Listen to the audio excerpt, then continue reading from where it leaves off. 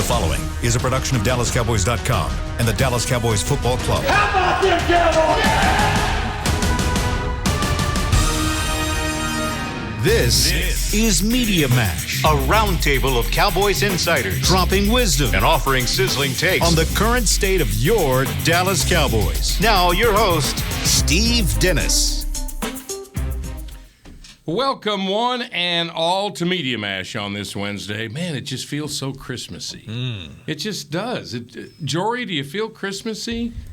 I don't celebrate Holiday, Christmas, but I'm holiday excited for everybody spirity. else. I feel all the holiday spirit. We wore the tacky sweaters today. I should have worn mine down here, but no one else on the show was. So, we got the music. Chill. I just feel like singing a Christmas carol. You want to join me, Chill? No. I'm dreaming of a white Christmas. Try it. Let's see. Come on, Clarence. Let's not say we did. I looked for my tacky sweater, Clarence. I don't think you weren't interested. I'm not into I don't do the tacky sweater. That's so uncool. It is Jory Epstein from USA Today. We are gathered by beat writers on the beat of the Dallas Cowboys. Jory is obviously on the beat for USA Today. Rob Phillips with all Cowboys platforms.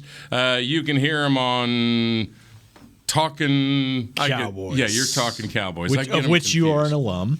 No, Alumnus? I was on the break. The break. Okay. Yeah, I was on the break in 2014. That's why I get them all confused.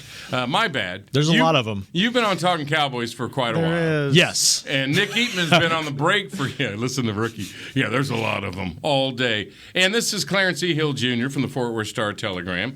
I just watched you. You're going to love this. On Twitter, I watched you and Mac Engel have a little conversation about the Cowboys. First time I've caught that. Both of you looking so old these days, man. Why you gotta say that? I mean, I knew you guys when you were young, for crying out loud. Why you gotta do that, though? Mac's hair's getting all gray, and your beard's getting all gray like Santa Claus. I mean, I could dye it, but I mean, I choose not to.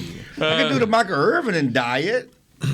All right, let's mash up some Cowboys topics on this Wednesday. No more singing, I promise. You got to do that to Mike. Yeah. I heard the coaches Monday, and I thought that all of you in the fabulous DFW media on the Cowboys beat did a spectacular job this week. And I thought that both McCarthy on Monday and Quinn on Monday, they both reiterated the phrase, quote, "we like where we are." Both of them, I think McCarthy may have said it 3 times. Quinn, I think, said it 2 times. So I thought that'd be a fun place to start on this Wednesday because things changed over the weekend. And by the way, it was the worst weekend of NFL football in my life. You guys were busy. You were in the big city looking at the tree and all that. Trust me, the games were awful this past weekend. All of them. For everybody in fantasy football championship games, nobody scored any points. It was, I mean, because of all the COVID issues and the mindset or something, it was just the lowest intensity week I think I've ever witnessed in the NFL. But where are the Cowboys? They like where they are. So let's have a little discussion about where they are. And how they got here. Maybe the coaches feel a little better about where they are than many of you fans do, which is odd. But the lead here is right now they sit in the number 2 seed. They wanted to clinch the division over the weekend. That didn't happen. All they need is a win, virtually, to make that happen going forward. But that's fine because with Tampa just crumbling and Arizona crumbling, they're sitting in the number 2 seed. And that's something. That's something. Right, Jory? Yeah, I think it's interesting. One, I'll say, even if you want to be like, look, the Cowboys shouldn't feel good about this win in New York, they're still not clicking as an offense. When you see Arizona lose to Detroit and you see Tampa get shut out in New Orleans, you have to acknowledge there's something to be said for a win however it comes, even if it's not the ultimate goal. It is relevant, and it is relevant to win 3 in a row on the road, 2 of which are against division opponents. But I think it's funny that what you took away from Dan Quinn, at least to some extent, is that we like where we are, because my takeaway from talking to Dan Quinn was he doesn't want this defense to get too high on its laurels, and he specifically told us, I'm up at night thinking, how can we be better, faster, stronger? And even though we're at a good place, I'm not satisfied yet, and we shouldn't be saying we're arrived, which was a little bit in response to Trayvon Diggs telling us on Sunday in response to a question that he thinks they're the best defense. So I think that particularly the coordinators and really the whole staff, are not satisfied, even if they understand the value of some of what they've accomplished. And in truth, how he did it was he would explain to you guys all that, and then say, "But I like where we are." Is what he did a couple of times. Just dangled that at the end of his sentence. He likes where they are in terms of taking the ball away. Yeah. And that's one thing he pointed out. How could you not be? They're tied for the league lead with 31. It's just a night and day improvement there defensively. And yeah, but you're right. Like they don't want another Denver. They don't want anybody. They want to keep the pedal down. It's a young group of guys. Stay hungry.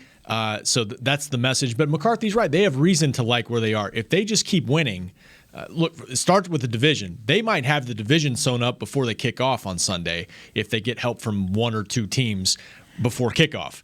They have a chance to, with their conference record being as good as it is, if there's a three-way tie with Green Bay, with Tampa Bay at the end of this thing, they got a chance to clinch the 1 seed if they just keep winning. So, and yeah, you're right. There's teams around them. They're not playing as well right now. It's funny because I think that he's playing possum with us, McCarthy. But, yeah, he likes where they are. I went back and listened to the post-game commentary after when he told the team in the locker room, and he's telling them, we haven't clinched anything yet. We got to focus on Washington. After the game, to his team, we're going for the number 1 seed. Let's keep this momentum going. We're going for the number 1 seed. He's already assumed division title. He's already assumed playoffs. This is what he told his team in the locker room that you guys had on Cowboys.com. It's about the number 1 seed. Let's just keep climbing to that 1 seed. Is what he said. That's what his exact words. Yeah. So it was the division, Washington. We got to do that to get there. But he's already shooting for the number 1 seed. Well, and we were all talking about, the Cowboys vaulted from 4 to 2. That was a big story. McCarthy's like, forget that. We're going for number 1. That's true. Realistically, the odds of them clinching are like 99.9.9. Okay, I understand that. But my point is, he told me, yes, we haven't clinched anything yet. Yeah. He did. Our focus is on Washington. He did. He made you re-ask the question. Right. Yeah, he said, do you hear what you're saying, Clarence? And Clarence panicked and goes, what? I was going to say, it is actually always a good idea to ask Clarence if he hears what he's saying. The bottom line is, but that's how good they feel about where they are. And as we, as the media, are kicking their butts and pontificating on them not looking so good and offense not being this, they're saying we're in a pretty good place. And we've won, and we know we can get better, and we're shooting for the number 1 seed. If Green Bay stubs his toe and the Cowboys went out, guess what?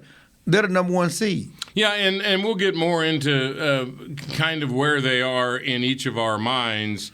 But let's stick with the number 1 or number 2 seed, because those are the two golden roost. I mean, the 2's better than 3, obviously, because if they make it to the championship game, the 2 games at AT&T Stadium, and that's a big deal. 1 seed, much better, but they're both doable after this weekend. I think all of us were thinking, well, Tampa's got that number 1 seed wrapped up. Look at their schedule. And they just get embarrassed. Not just that. They lose Godwin, they lose Fournette, and they've got Evans hobbled. Those are major things that happen to that football team. They've lost Levante David, one of the best linebackers. He's going on injury reserve. I mean, they got some issues going on right now. And everybody think, well, that head loss to Tampa. Well, it may not mean as much as we thought it was early in the season. And certainly that has everything. It's funny because the best thing the Cowboys have done this year, let's be honest, they lost to the AFC West. 3 times. Because that's why they're sitting pretty good, because they've dominated NFC. They've dominated their division. They've stubbed their toe against the AFC West. And that's probably the best thing that's happened to them, because that's why they're in the great position as far as the tiebreaker is concerned. They're 9-1 in the division. Their 3 losses. Actually, 4 times. 3. They beat the Chargers. They beat the Chargers. They did. Yeah. Thank you. They're 8-1 in the conference. Okay, and Green Bay's 8-2. Yeah. Right. So if they, so they got the tiebreaker over Green because they stubbed their toe against Denver. They had that Denver game. They had that Raiders game that we've been kicking their butts over. Well, if you're going to lose a game, those are the games you should lose. Well, I'm sure you guys have this all broken down. I don't, but I'll try. If they tie with Green Bay, they win the tiebreaker. Yes. Just those 2 for the number 1 seed. They need another Tampa loss. Don't they? If it's head to head with Tampa, yeah. Yeah, but it most likely it's going to be a three-way tie if Green Bay stubbed his toe. If it's a three-way, I know if it was a tie including Arizona. Well, if every team in the NFC, any type of multiple team tie, the Cowboys win because they have superior conference record because of the losses in the AFC West and their dominance in the NFC East. I mean, they've lost nothing in the NFC East, so they continue to dominate the NFC East and beat Arizona, which is struggling right now. It's all in the Cowboys' favor. It's very doable, really. With now that we only have 3 games left in front of us, it's somewhat doable. And even when they were 6-1 and playing great football, and we threw it around, it didn't seem that doable. Yeah. In fairness to Mike Clarence, Why do we need to be fair? What are you talking about? I'm just saying, after the guarantee, he's trying to watch what he says publicly. Remember what he said last week? Okay, but he also knows that everything he said in the locker room is going on Cowboys.com. No, it's well, maybe not. I don't know. Was going to say, actually, that's what I was thinking when you said this, and I didn't watch this week's particularly, but they are so specific which part of that locker room speech they put out that the fact that they put out the number 1 seed is very intentional to hype up the fan base. Yeah. It was, but he said it. He did. But again, and whether he worries about what he says publicly, that's not the point. The point is, this is what he's really thinking. For sure. All right, these are his inner thoughts to his team. We are going for the number 1 seed. He's more big picture than he is with us, is what you're saying. Yeah. Let's talk about style points real quick, because speaking of the fan base, these 3 straight road wins, which is really a big deal in the NFL, historically. I don't know if Cowboys fans feel that good about these 3 road wins. 1967 is the last time the Cowboys have ever done it. Is that true? 69. 69, okay, in the 60s, before the merger. And 3 straight road wins. Typically, that is just remarkable. Why does it not feel like it's that remarkable to many of the fans out there? It's because of style points, isn't it? Yes, of course. But I think also, and I asked Amari about this last week because we were talking to him about the offensive struggles, and he goes, Clarence, he lied to you, but go ahead. Go ahead. Clarence is giving me a face. He hasn't even heard what I was going to say yet. That's rude. But he was like, oh, we're the number 2 offense, oh, we're this and that. And I'm like, do you want us to think that the way you're playing right now is your potential? Because we know that it's not. He's like, no, this is what we want. And he went back to how Saban used to motivate them during practice, and Clarence is still giving me a disapproving dad face. I'm listening. But all of that's to say, I think it is fair, and I don't think we're saying, like, oh, there's no value to the win. But if they want to go where they're going to want to go, and we know they have the potential to be better and more rhythmic than they are right now, why should we not expect that from them? And why should we not challenge the reasons why it's not happening? All right, do all 3 of you have that point of view? What Jory just said? Of course. I mean, the Cowboys have that point of view. When you talk to them, McCarthy talked about it's winning and improving. Yeah. Dak talked. They know. He talked about we know. He said after the game, we know. What needs to be improved. They know. They know they're not playing good offense, which is. And I don't know if we're going there. If you talked about the bet, but to me, the bet is ridiculous. It is ridiculous. That just tells you how horrible they are on offense. The fact that you're betting turnovers versus touchdowns.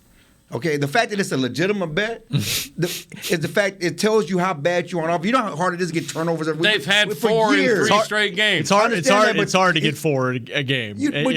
It's hard to get 2 a game. I know. Okay? I know. The fact that it's a legitimate bet and the offense is getting killed while we commend the defense for what they're doing. We all know that's cyclical and they can stop. But it's an indictment that the offense is doing nothing. And to me, if you really want to make a bet, let's bet that the offensive touchdowns have to come on their own. They can't come because of turnovers and short fields generated by the defense. Which is the only way they came last week. And the week before, most of their touchdowns lately have become courtesy of the defense. So what have you done on your own? Needs to be at least like a 75-yard drive, 60-yard drive. Yeah, something. Do a real drive. Don't do an 18-yard drive, a 20-yard drive because you had an interception, because you were stopped on, the defense stopped them on downs of a team that was going for it, and you had a short field. That's fair, yeah. But the problem is it's legitimate, and we're counting those because the offense things are so bad on offense right now. That's why style points matters, because to get where they want to go, they have to be better on offense. And I know,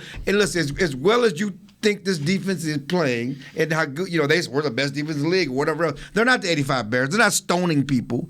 It's not going to be 10-0 games in the playoffs when you're playing teams like Tampa and the Rams and Arizona and Green Bay. They're going to give up some points. All right, I'm gonna throw a different point of view at you and see what you guys think.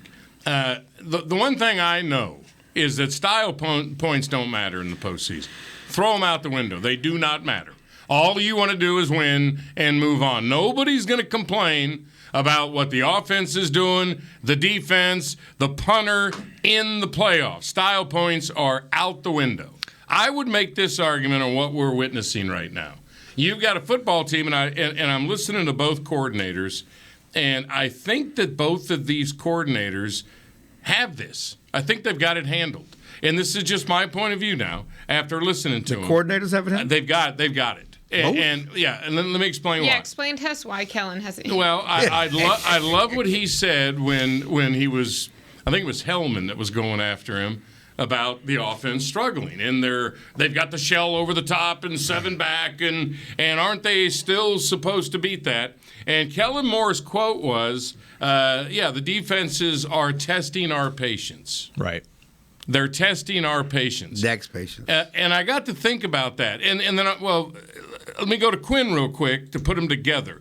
See, Quinn is talking about, as you mentioned, how they haven't even found their best yet.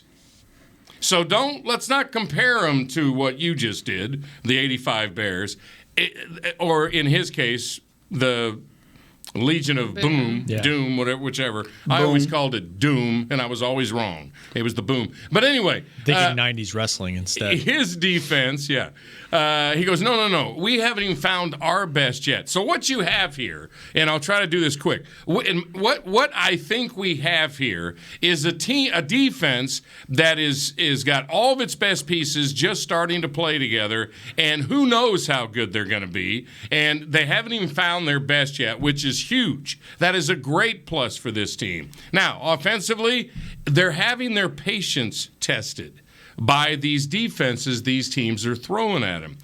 That's what the postseason is. Teams are going to test you.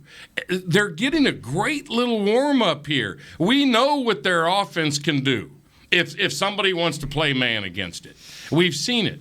What they're getting here is a very subtle little precursor to what's going to matter in the postseason.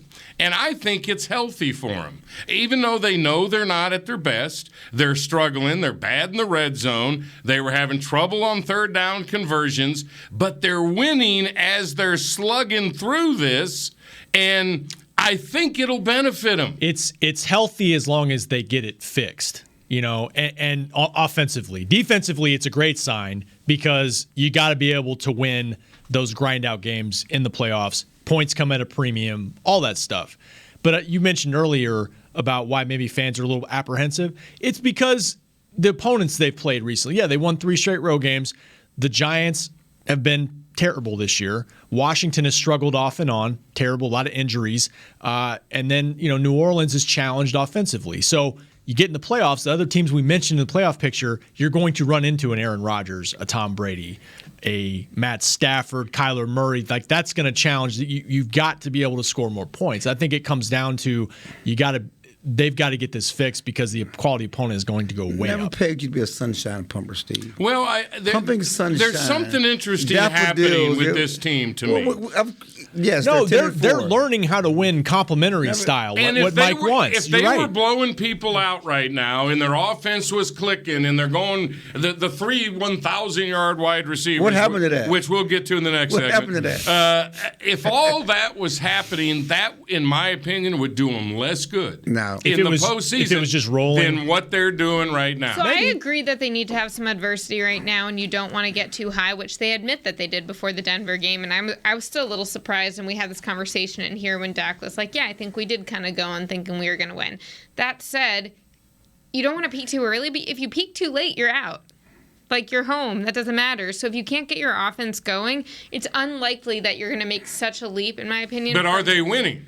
Yes. Yeah, but they've won against three straight road games against Taysom Hill, then Taylor Heineke and Kyle Allen. Taysom Hill, who shut out Tampa Bay 9-0. Did Taysom shut him out? No. Okay. But he scored 9 points. That road win does look a hell of a lot better. And he scored more against the Cowboys. My point he scored is, more points against the Cowboys. The difference in that game was. And we asked Dak that. I'm like, at some point, Tampa you're was- like, oh, we're gonna peak in time. 9 Like, isn't points, it time? stop it. And he said he told his Sunshine teammates pumping, that Steve. Yeah, Dak's owned all that for sure. And let's revisit they weren't ready to play. No, Denver was right. They put a blueprint on them, and teams are copying that. I don't buy that. And I'm surprised that Dak. No, But we'll get into that in a minute. They're copying that. Why do y'all think that Dak hasn't adjusted better to it yet? Because we know that he has such high football. Well, I mean, IQ. it's not just Dak, though. No, I mean, I you know. look at CD dropped right. at least 3 passes the other day. I mean, there are Right. plays that be made that they're not making as a team. And, we point to Dak and his numbers, but how much better would Dak's numbers have been if CD doesn't drop 3 balls? All right, stop right there, all of you. Stop right there. We're going to segment 2, the Sunshine, what'd you say? Sunshine Pumper. Sunshine Pumper. Okay, we're done with that. We're going to get to the tough topics now. So everything that you're thinking, Jory, and you just brought up, hold it,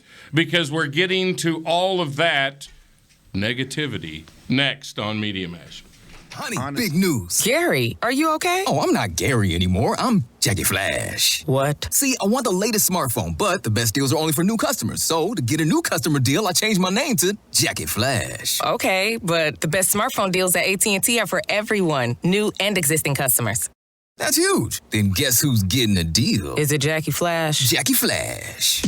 It's not complicated. At AT&T, our best smartphone deals are for everyone. Restrictions apply. Visit att.com for details. New Dr. Pepper Zero Sugar. You deserve it. I do deserve that. You deserve decadent flavor without sugar. And a day at the beach without sand getting everywhere. And a relaxing bath that your children don't interrupt. I deserve all that? It's really just a visual metaphor for Dr. Pepper Zero Sugar. Everything you want, nothing you don't. A visual metaphor on the radio. I do deserve that. Dr. Pepper Zero Sugar. The zero you deserve is finally here. Before there was a draft, you could size up a cowboy by 3 simple factors: the crease in his hat, the bend of his brim, and his unbending attitude. A man Stetson didn't just protect him from what life threw at him, it projected a rugged, unstoppable spirit. Stetson hats are still American-made with pride right here in Texas. They're still the unofficial crown of all self-respecting cowboys, and Stetson is proud to be on the field with America's team. Find a retailer nearest you at stetson.com/cowboys. There's nothing as unique as our eyes, which is why Essilor pioneers ways to make lenses as unique as you. Verilux for super sharp vision, Essential Blue for protection, and Crizal for freedom from glare. 3 cutting-edge solutions in a single unique lens. So whatever your needs, insist on Essilor. Visit your local Essilor experts and find the perfect lens for you. See more, do more, Essilor. Back to Media Mash. All right, we're back on Media Mash. Jory's here. Rob Phillips is here. Clarence E. Hill Jr.'s here. My name is Steve Dennis. All right, here we go. The tough topics. Number 1, I'm just going to throw it out there. Jory gets to go first because she leaned into it. And can I say one thing first? Yeah. Because you brought up negative. And Jory gets to go first. Clarence, but can I go first? No. Not on the topics. You're missing the point here. Just calm down. Simmer down. Simmer down. It's not about being negative because you're always negative. I've been saying that my whole career. People always call me negative. I'm not negative. I keep it real. I'm honest. I'm not a sunshine pumper. I mean, it's not about being negative. Your thing was, here come the negative. It's not about being negative. It's about being honest and taking an honest view of what we're doing. It's about the truth as you see it. It's not negative. Right. And I happen to be a sunshine pumper right now. The last time I was this was 2014. And they were so close to doing something that year. And they broke your heart again. All right. Topic number 1, the disconnect. The disconnect, if there is one, between Dak and his 3 supposed 1,000-yard wide receivers. How big a deal is this disconnect? Jory's first. Yeah, I think it's a big deal. I think it's a big deal not because they're incapable of fixing it, but because it has gone on for as long as it has, and their tone. I will say I think that we saw a little bit of improvement against the Giants. There were a couple plays, and we asked Kellen about this, when Dak was scrambling outside the pocket and it worked at the Giants, that I'm like, this is really key because we saw similar situations at Washington where he just was not able to get out of the pocket or he wasn't able to make the throw. But they need more of that connection. And I think that, as we mentioned, the fact that your 2 touchdowns came when, what was it? The defense is giving you... It was a fumble. It was the interception, and then it was a turnover on downs. Yeah, so both of them were like super short fields. And then they did have some nice drives. I can't remember what it was, something like a 6.5-minute drive, 75 yards, and they just couldn't finish it. So I think... 16 plays, yeah. Yeah, so if you want to win in the playoffs, I think you need to be able to finish those drives. And I'm not saying you have to finish everyone, and Dak has said this. He's like, a couple of these go a different way. We're having a different conversation. But you need to be able to show that you can go the length of the field and score and not care what the defense is giving you, because we went from we're pick your poison offense to we're going to aggressively take what the defense gives us to the defense is making us be patient and put a cap on it. And if you keep moving in that direction, you're not going to be able to do what you want to do, and you have way too much talent to have those limitations. I think I agree. It's very important, and especially with the way defenses are playing, you like Clarence alluded to it before the break, they are putting a cap on things like Jory just said. And so when that happens, number one, you got to run the football. Did a better job of that last week. It's starting to creep up. They're getting better. Zeke looks healthier. That's encouraging. But then you got to hit on the big plays that are there. And they didn't do that enough in that game. Like Chill said, Dak's numbers would have been better. He might have hit 300 yards in that game if Gallup doesn't, that throw got lost maybe in the wind, that deep throw that they made. CD had a explosive pass play he should have made, dropped it. I don't know if he was trying to one-handed in that situation. He tried to one-hand 2 that he should have used 2 hands on, and he dropped 1 when he 2-handed it. Well, if you one-hand 2, is that like 2-handing 1? So you get credit for the reception. Yeah. But if they're going to make you do that, drive the length of the field and play back and zone and all that stuff, when you have an opportunity to thread it in there, you got it, because you only get a handful of those a game, probably. And by the way, the one to CD. Stop. No, you're making excuses again. No, listen to me. No, I'm not. I'm blaming Dak. I know you better make excuses. Shut up and listen. That's my point. The point is the disconnect was very much alive on that play because CD was wide open and Dak made it a difficult catch. Which one? The one with 2 hands over the middle? The one where he tried to grab it with his left hand out here. No. I thought it was on the money. That was on the money. No, it was not way out there. No, you're wrong. He should have hit him right in stride. Boom, there he goes. It doesn't always happen that way, but he's a number 1 receiver. He's supposed to. He would tell you should have caught that ball. And he did. He owned it again today. He said it again twice. He dropped. He called all of them drops, and they were. But yes, they need to have a better connection with the passing. Certainly, you can't drop balls. You got to find a way to get Amari involved. Maybe some of those slants you're throwing to CD, you need to get Amari involved. Who? Amari Cooper. Oh. You remember him? But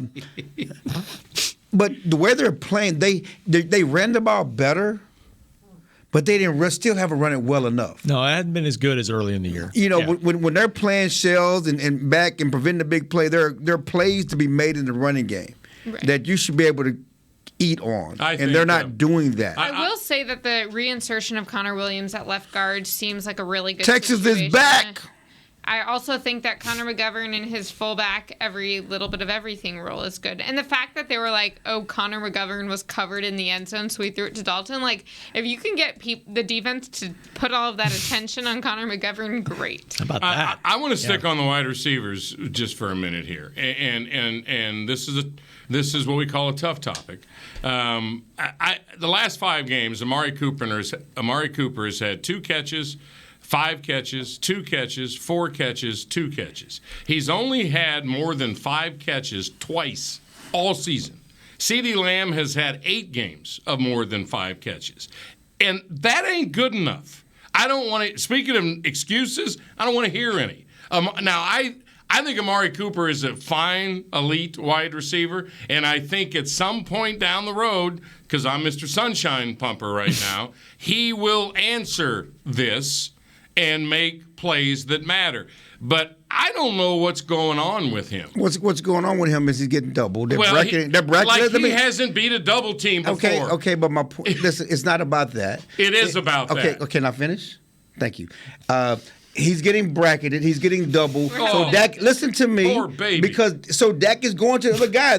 CeeDee's in the slot. CeeDee's not outside. The slot, it's the outside guys who are not getting balls. The guy in the slot and the tight end is the one where Dak is going to. The easier throws for Dak. A lot of stuff they were getting that game was crossers with CD and underneath the Dalton It's Schultz. more about the game plan. You got to understand the game plan. Game plan for Amari to touch the ball more, Okay, Chill. then talk to the offensive coordinator. I'm not new with this. Okay, we'll I'm talk not to new the with offensive this. coordinator. Amari can run crossing routes too. Okay, talk to the offensive coordinator. I'm telling you, the man has disappeared. And I'm telling you, it's based on the routes they're running and how they're using him. I don't care. That's an excuse. Okay, and if that's not an excuse, you're Amari. the one who said you had faith in the coordinator, so why do you have faith in what Kellen's doing with Amari? You really want to hear my answer? Yeah. Yes. See, now I'm going to go back to being the sunshine pumper. You just accused McCarthy of playing possum. I think they're playing possum right now. Stop it. The defenses are all doing the same thing. They know how they're going to beat it. They're not going to do it until it matters. If one of these playoff teams tries that on them, Like Arizona? this offense is good enough and talented enough and has the pieces to beat any defense. Agreed. Okay, but don't you think they need to try to get stuff back going against Not these? against Washington, not against the Giants, not against New Orleans. What they say they do. They're That would playing be such an possum. arrogant way to play.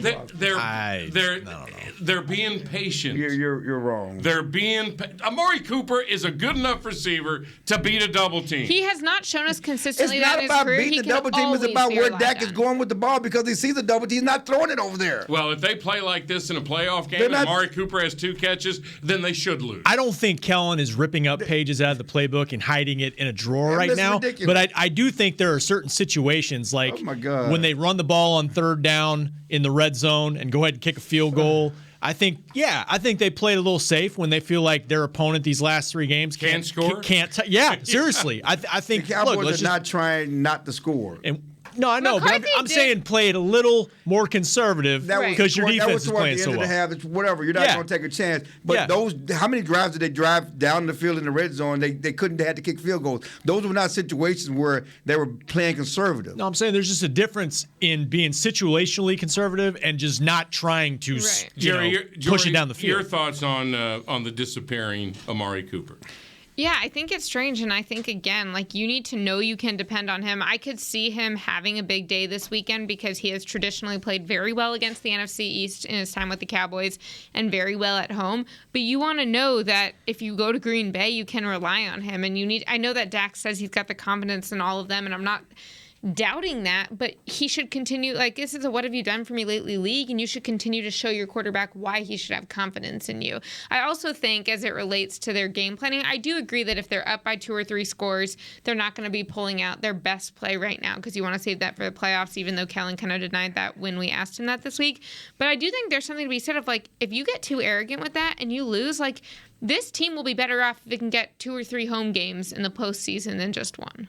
See, and just piggybacking on that, the fumble he had at the end of that game. So the idea they're being conservative, Dak was trying to make a big play to Amari. Right. He admitted that. I'm trying to get the ball to Amari. He didn't see the defensive end coming to the backside when he should have taken a safer throw that was right in front of him. They didn't run it 3 the idea times that and punt.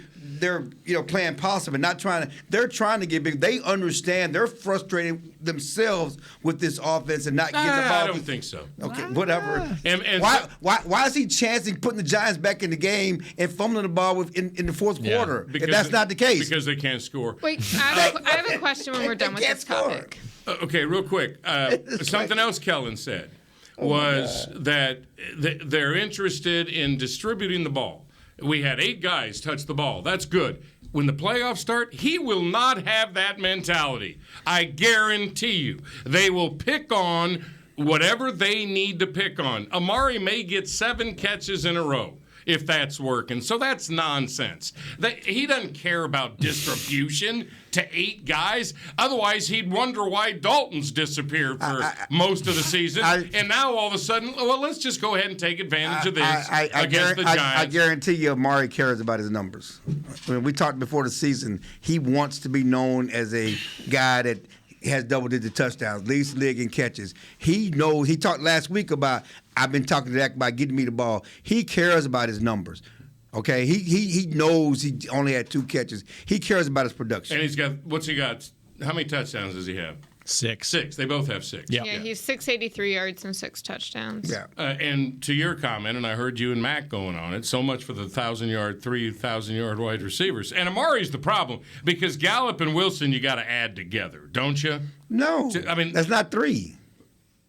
But when Gallup missed half the year. With Gallup being I understand out. that, but you don't. Right. You're playing funny numbers. Well, what I'm saying is CD's going to get 1,000. Yes. Gallup with Wilson, 356 and 438, are going to be close. Amari, how many catches does he have? 53. Right. He had 90, 80, 90 the last 3 years. His catches are way down. And nobody's talking about it. He's an elite, catches are way down. expensive wide receiver. I mean, they're not talking about it because they can't fix it right now. Yeah, they're not trying. They're playing punt. So I have a random niche question that I'm going to throw in. Here it comes. So I know this whole idea of them like switching their left tackles between Tynesecki and Terrence Steele, and Terrence has less experience, but they like what they've gotten him. There is some idea of Terrence is better run blocking and Ty is better against the pass. Yep. But if you do that, aren't you kind of tipping your hand to which you plan to do more that series, and wouldn't you not want to do that? Yeah, and I mean they had drives where they mixed it up and they still went with Nsekhe. So but the bigger picture for me is that 5 weeks ago, Terrence Steele was playing so well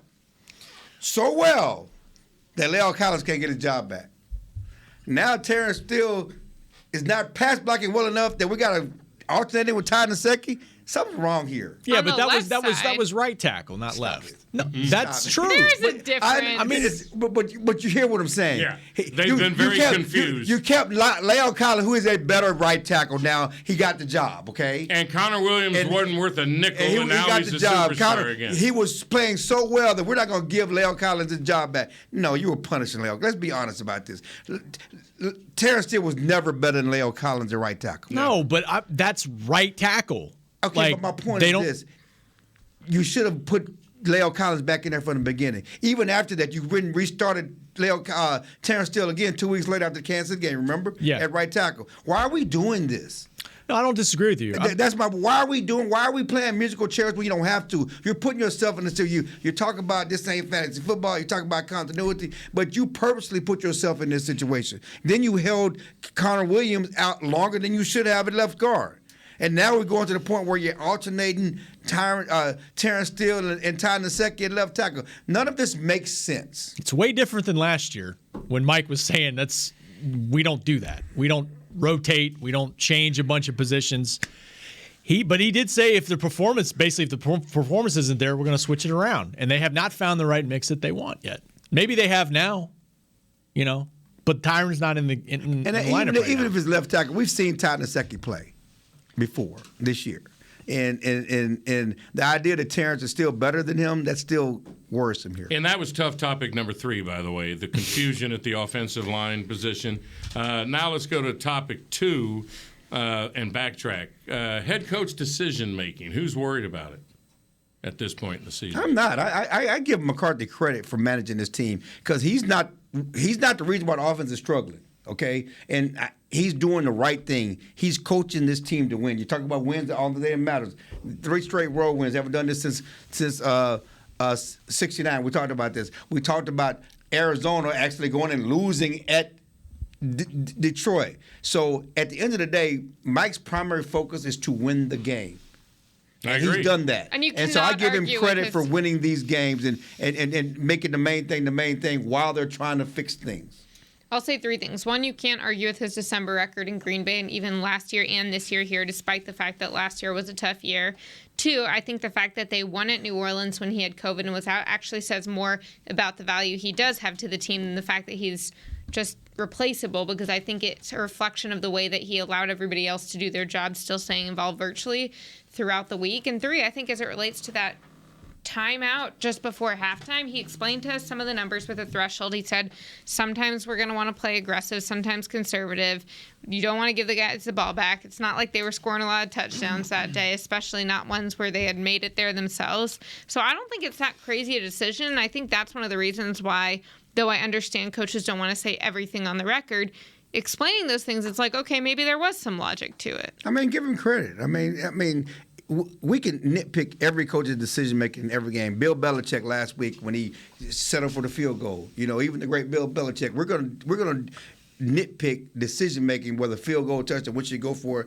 Obviously the Baltimore coach has been, him going for 2 instead of kicking the extra point and going to overtime. Certainly the Chargers coach, did the same thing. So those are going to be there game in, game out. But you have to give him credit how he's managed this team. Yeah, I was not against him on that decision before the half. People forget the possession before that. Dak got sacked on third down and lost 12 yards, and now you're looking at a 42-yard field goal when it was a chip shot. And maybe that was in his mind because a lot of things could have gone wrong there. Yeah. If they tried that. They didn't have a timeout left if they took that one. And if Dak gets sacked there, they don't get the field goal. Or a lot of things could have gone wrong. I don't understand why he is getting run nationally over that. I think that they're making a huge big deal about it. I think there's other in-game stuff you can point to this season and be like, I don't know about that. That's a lot of coaches. That's all I'm saying. Yeah, I know. Yeah, I mean, the biggest thing for me, he talks about play style all the time. When he was in Green Bay, they won the turnover battle every single year. And Dan Quinn's done an amazing job, but you saw that last year, even when they were struggling. That's his imprint. I mean, they drill the hell out of takeaways. And I think he's an offensive-minded coach, but I think that's part of his philosophy that's working here. I will say that Clarence and I remember Dave Campo spent a lot of time on takeaways too one year. Every coach does. And it didn't work. Yeah. It seems like we went through three different groupings. Hang on. Bucky Brooks wrote on our website, he's covered the league forever. He said, I have never, in my 25 years, when I went out to camp, I've never seen a team work on as much as this team. Well, I understand that, but every coach, I remember Marinelli, get to the ball, run to the ball. They've done the takeaway drill forever here. Yeah. They couldn't get to the ball, but you also have to have ball guys. Okay? And so Byron Jones, great cornerback, he can't take nothing away and never took anything away. And all the years he was here.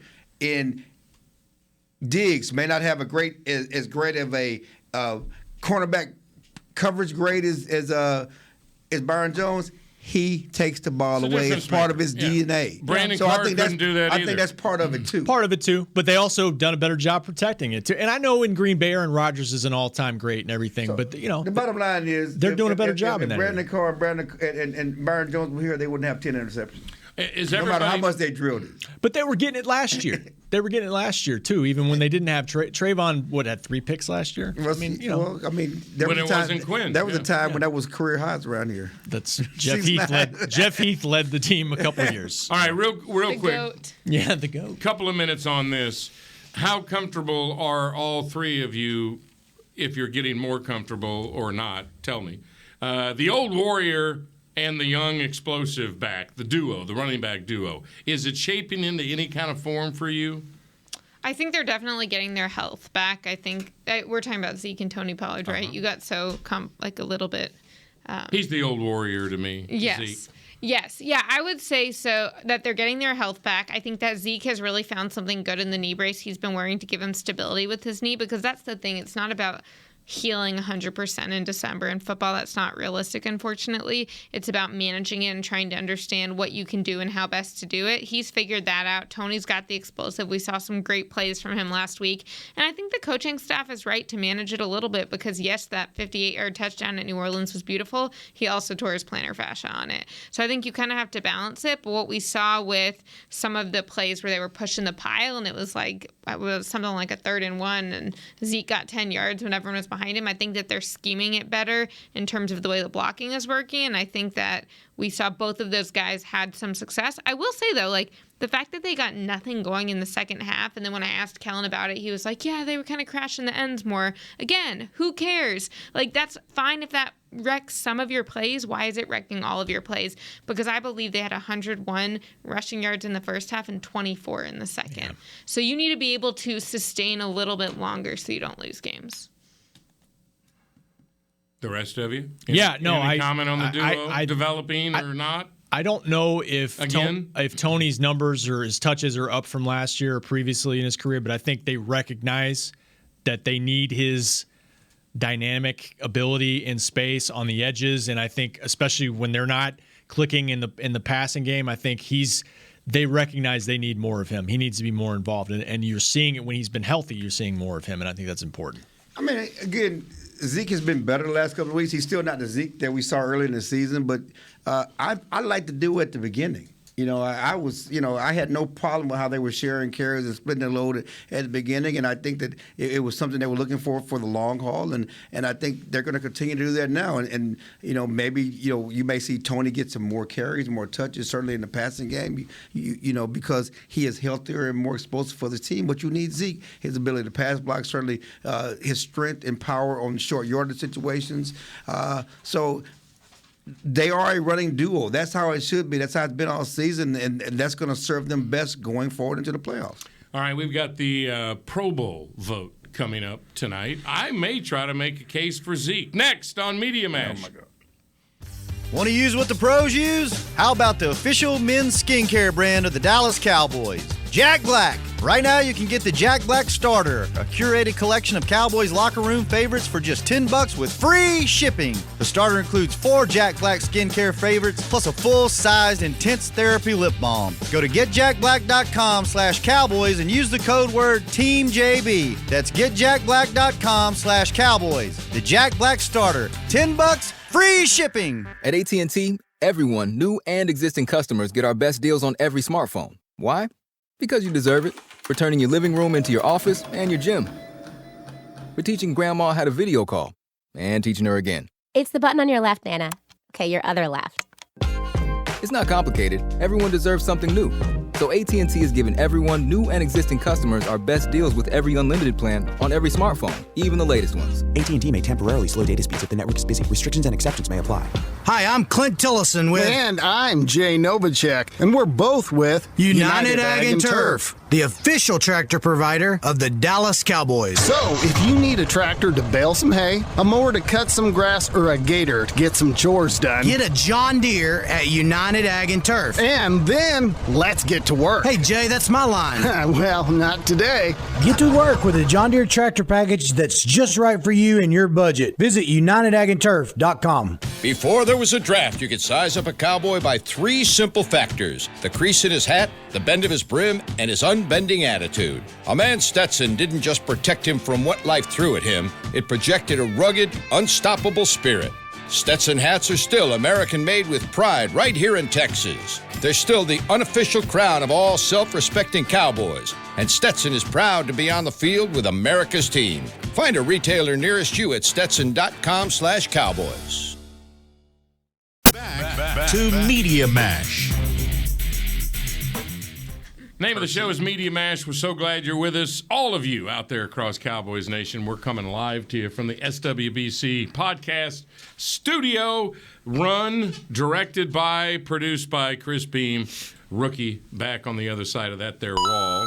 My name's Steve Dennis. Jory Epstein's here from USA Today. Rob Phillips from Dallas Cowboys Platforms, and Clarence E. Hill Jr. Okay, 7 o'clock tonight on the NFL Network, they will announce in a ridiculously slow-moving show, as I remember it, slowly announce the Pro Bowl participants through the vote. Not as slow-moving as the college football playoff. Oh, I know. Well, they 4 hours for 2 games? Yeah, it's I'm with you on that. Sorry, go ahead. All right, so here's what I'm thinking, and then you guys go with it however you want to. Micah, Zach, Trayvon are shoe-ins. Your turn. Did you tease Zeke, or was that off the air? I'm going to discuss that in a minute. I did tease that. Okay. I was going to ask you guys who else could possibly. I expect those 4 with Zeke. You do think Zeke will make it? I agree. Wow. Do you? I think those 4 are certainly shoe-ins for sure. You think Zeke's a shoe-in? No, those 3. I'm sorry, and I think that math is hard. I think that I guess Zeke's a possibility just because of limited options. He's tied for second in the conference in rushing with Gibson. Because does Gibson make it? How many backs make it? 2? 3, I think. 3? I mean, yeah. So Dalvin Cook's making it. You can make a case for Cordero Patterson, even though he's a wide receiver playing running back, but he's had a good year for Atlanta. And then after that, it's Zeke. James Conner's come on with numbers late. Yeah, but the voting is probably done before James Conner. It's crazy that his he's got the most touchdowns among running backs in the NFC at 14. And then yardage, he is, where is he down here? 8th. But, I think that, Zeke has been productive, particularly early in the season, which these votes skew earlier to the season rather than what you're doing in December. And also there is a degree of popularity contest, and the more you make the Pro Bowl, the easier it is to make it back, if we're being honest. So I think all of that will work to Zeke's favor. But I don't think this is one of those if Tyron Smith were to make the Pro Bowl this year, it would be more on his history than his play this year. I would say this, that Leonard Fournette got hurt the other night. I think the voting was done. I think he's a guy who probably would make it. Fournette could make it. But based on, and he obviously couldn't play, but I think he's a guy that will probably make it. And Kamara could too, even though he missed 4 games. He was having a hell of a year before he got hurt. He could make it, and he's a perennial. So, I would make a case for Zeke only because I think his season this year was kind of about what I believe the Pro Bowl should be about. I mean, the man's been a warrior. He never left the field when he could very easily have missed 4 games. These other guys are coming and going, not Zeke. He is in there fighting for his team, and there's a lot of value in that on this team because Tony is explosive. He's a fine running back, but he's not the complete back Zeke is. This team needs Zeke. He's a bit of a backbone guy. And he never left the field. And I think that's Pro Bowl worthy. Just the warrior nature of 21. Pro Bowl's about production. I think MVP, a team MVP would be more about that. Production. Steve is wrong, but that's okay. Let's talk about the guys that are shoe-ins. As we only got a few minutes left. Okay. We can argue about Zeke. We don't know if Zeke doesn't make it, it won't be an injustice. Right. That's all I'm saying. I agree with that. It won't be an injustice. Right. If he makes it, fine. I thought I was going to have to make a fighting case. No, you guys both have him making it. Again, limited options, but again, I think Leonard Fournette makes it over Zeke. But let's talk about the guys. Michael, rookie, Pro Bowl. Diggs, Pro Bowl. Unbelievable. Certainly Zach Martin, the steady guy on the line, another Pro Bowl. Every time he plays a full season, he makes the Pro Bowl. Yeah, with Micah, he'd be the 4th defensive rookie on this franchise ever to do this. And the last one that did it, we hopefully won't be the decline like the last one. Leighton Vander Esch was the 3rd in 2018, but I think it's even more impressive because he didn't play football last year. It's just crazy. It's crazy that he opted out. He worked out on his own in L.A. He comes into the NFL and he just dominates. It's crazy. And then let's extrapolate that because not just Pro Bowl, first team All-Pro for him and Diggs. You would think so, yeah. Pro Bowl today, end of the season, those 2 guys are first-team All-Pro. Diggs is a shoe-in for first-team All-Pro. You would think so. And even though it seems like such a given that some of these guys are going to make it, we still have to remember that a year ago the Cowboys had 0 Pro Bowlers, Pro Bowl is not the number 1 goal you want, but it is a reflection of the type of talent you have and the way the talent is being used. And then you also, not only did you have no Pro Bowlers on either side of the ball, you had this awful defense that was losing games, and now they're winning games for this team. And sadly, there was a time when we talked about Dak Prescott being MVP. Yeah. And now we're not going to make the Pro Bowl. Now we're not even talking about being him one of the 2 or 3 quarterbacks that get picked for the Pro Bowl. No, he just had a stretch where he hasn't played up to his standard. I know. I'm just saying, though, but that's just a reflection of what's going on. Right. And you're saying and Murray, same thing, by the way. And you're saying that I think Amari is still going to get that second. And you're saying, but the fact that you're saying that they're playing possum might be tough. And Dak went from MVP to not even on the. I don't think Dak's playing possum. I think they're playing possum. I don't think there's no way Dak's looking at his numbers. Yeah, I'm going to play possum. I'm going to put up some average numbers for 5 straight weeks. Quick comment before we go to your CD question. The thing that amazes me about Micah, and it's everything for all of us, But when's the last time a player showed up in Dallas and you can't say a single bad thing about him going to week 16? I mean, he's a rookie. Usually you'd say, oh, yeah, he's great, this, blah, blah. And then you go, yeah, but there is no but with this guy. He has not really had anything that gives you pause that doesn't reflect greatness. If there is, I missed it. What's funny is that I have not had anything to complain about, but you have. Because do you remember yeah, when he played with social media. I'm talking about as a football player. Zeke in 2016. We didn't have any question about Zeke as a football player in 2016. He was. We probably didn't. We didn't have any question about Zach Martin as a football player as a rookie. That's a different situation. No, it's not. I think. Well, you're talking about how splashy he is too. Okay, but Zach Martin was splashy. He just did pancake splashy. It's a hard position. He was splashy. Sunshine pumpers and pancake splashy. That might be the title of the show. I mean, that play on Galladay was off the charts. Yeah. The closing speed. Now, not to understand where you need to be, but to get there. That was a touchdown. They were going to take the lead But there. to understand, too, because when we asked Mike about this play today, he was like, look, I think you need common sense when you play football. If a guy's running unguarded, you got to go after him. And obviously, we all agree with that. But there are just so many times, especially last year, that this defense let guys go off like that. That was just okay. Back to your CD question. You got Kupp, you've got Godwin, you've got Devontae Adams, you've got Jefferson. You're out of spots. It's hard. How many receivers do you get? I think 4. I don't know. Hell, who pays attention to the Pro Bowl? Watch the show at 7. They'll tell you. But I think it's 4, isn't it, Chill? 4 wide receivers from the NFC. I think it's 3.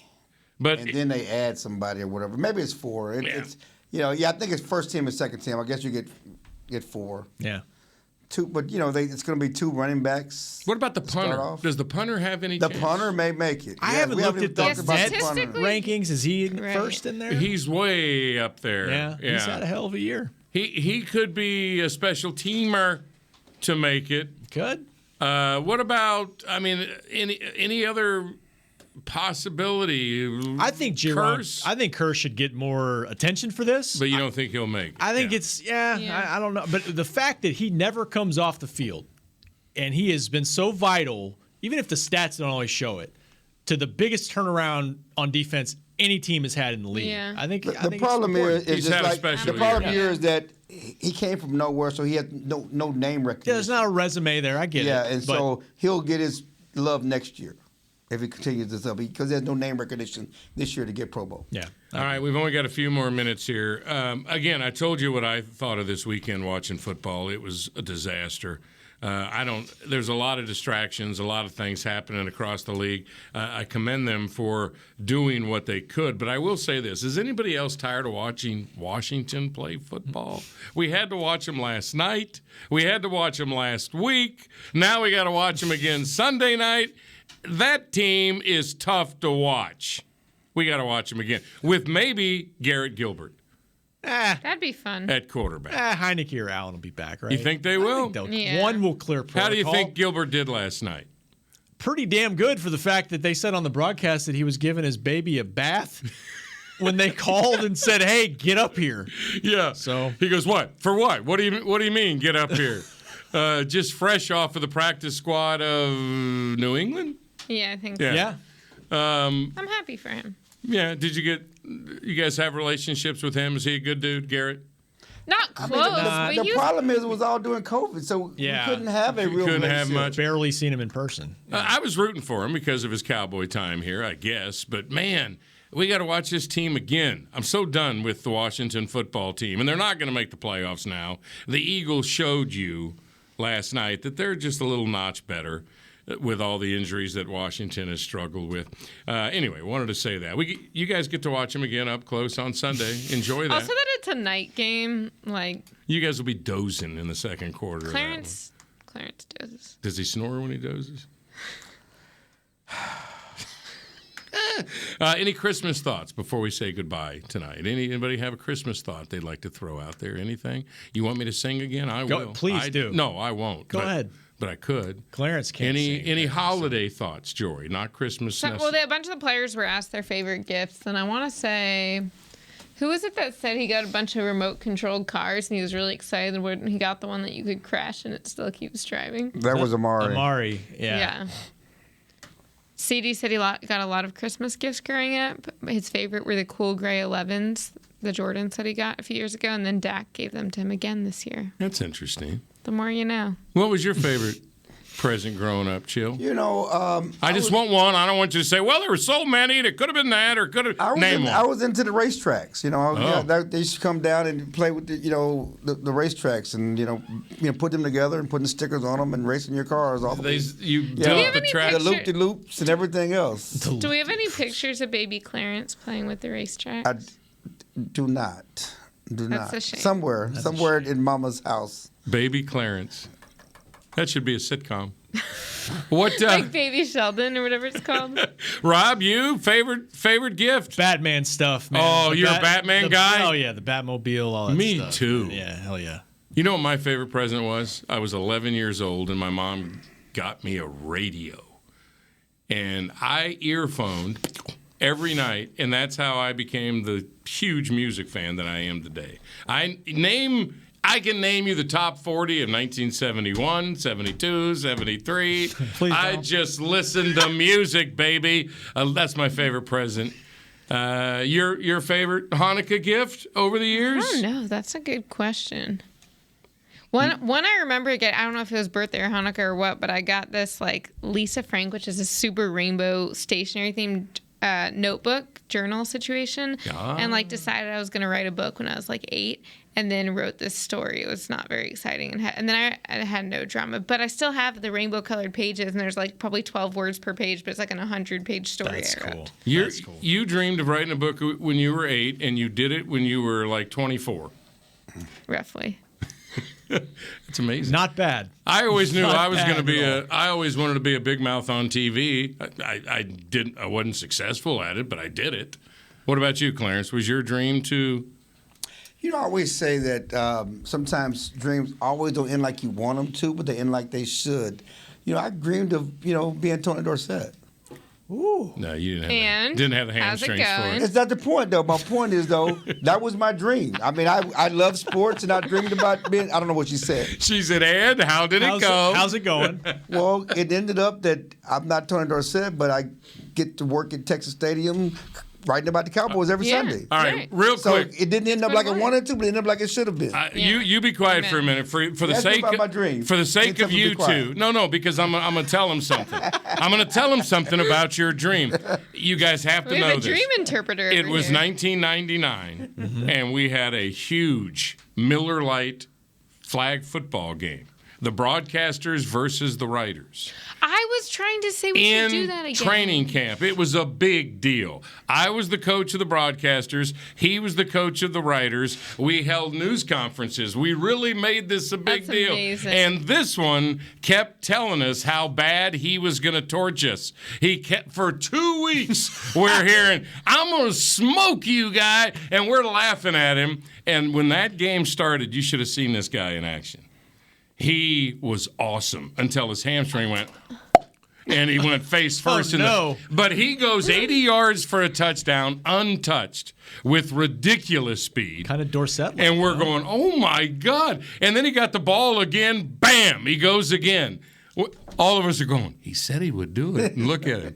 And then we got Babe Laufenberg and Moose on our team, and they ran a little wheel route and beat him. But it was beautiful. Clarence, I'm proud of you. He was awesome. He really was. He was awesome. You gonna talk about the 2 years later in San Antonio when you had the little hot shot soccer player from Penn State? I didn't play in that game because I had a big golf tournament. I had to drive back But home. you pumped him up. Matt Lafferty, who worked at our you pumped station. him up. He did some sunshine pumping. He was an All-American at Penn State, and I said, wait till you see this kid play. And he underperformed. No, Lafferty let us down. I killed him. And I waved bye-bye. hey, Rookie was there. Rookie, that may not have been completely What true. did you wave? But bye-bye. Rookie, Like CD. Hey, Rookie was a big player on the broadcast team, too. All right, we got to go. We got to go. I sacked Clarence like 10 times that day. There you go. There you go. All right, we're going to do it again tomorrow. We've got Machota and Nick Eatman. And we may just have a threesome tomorrow for the first time this year on Media Mash. So check us out at 4 o'clock. Thank you, guys, for letting me talk Cowboys with you again. Enjoy the Washington game. You'll be snoring in the second quarter. Chill. Everybody say Merry Christmas and bye. Ready? Merry Christmas and Happy Hanukkah and goodbye. Bye. That was you told us to say one thing and then we said another. Merry Christmas, peace. There. Merry Christmas, Merry Christmas. This has been a production of DallasCowboys.com and the Dallas Cowboys Football Club. How about this, Cowboys? Yeah!